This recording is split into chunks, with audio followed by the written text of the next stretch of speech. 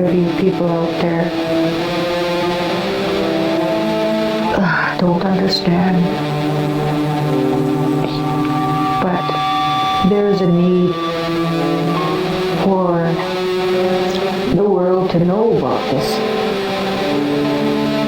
because the church is hiding and the government's hiding. There is a lot of people that have died in those places. Listen, Mr. Harper, why don't you just be real and stop wasting people's time and expose your agenda so that we can brace for what's coming for the future?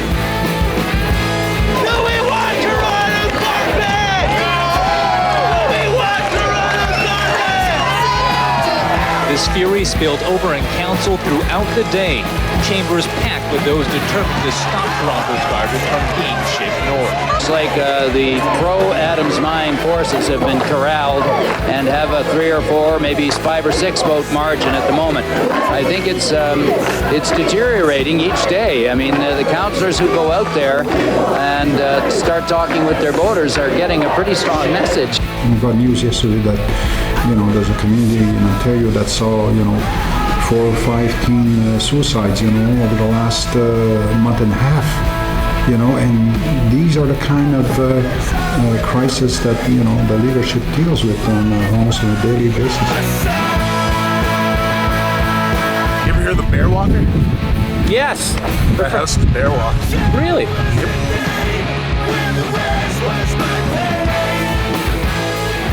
There's this lady and her friends, when they were kids, they were playing out here. And this is, as I mentioned earlier, is there used to be a school there.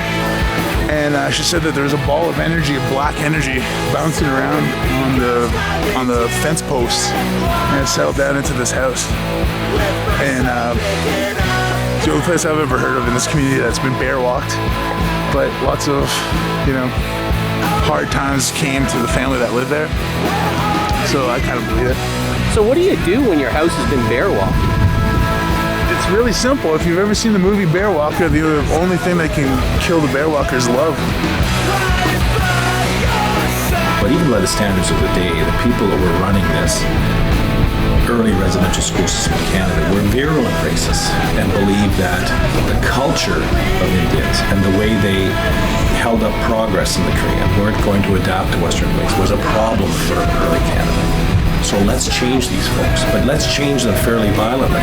The last residential school closed in 1993. This is contemporary history for many Canadians.